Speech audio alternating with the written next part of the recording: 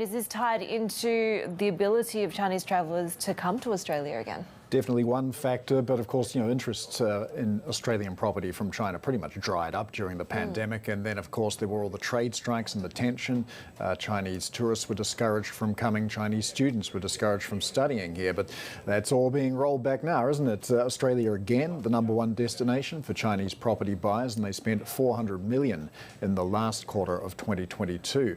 Now, GUAICI, we've got some data from them. They're a real estate agent that deals with Chinese buyers. They see interest in the first quarter up 127% on the last quarter of 2022, and they see more numbers coming into China in the second half. And of course, Chinese buyers completely immune to the 11 rate rises that we've had so far in Australia from the RBA. Paul, we know that housing affordability is an enduring problem in Australia. How much worse is this going to make things? It certainly isn't going to help, but of course this is just one factor among many which is pushing property prices higher in Australia. Lack of supply is a problem. Population growth, another issue, because of course once border restrictions were removed, migration to Australia started to increase dramatically. And domestic buyers very enthusiastic about property as well because of the way the tax laws are structured here in Australia.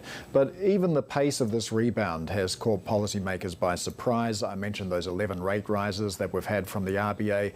Yes, that did slow down growth. We saw contraction in property prices of almost 8% nationwide and even more in Sydney. But that was coming off real nosebleed territory for property prices, and now already we're seeing signs of things picking up again.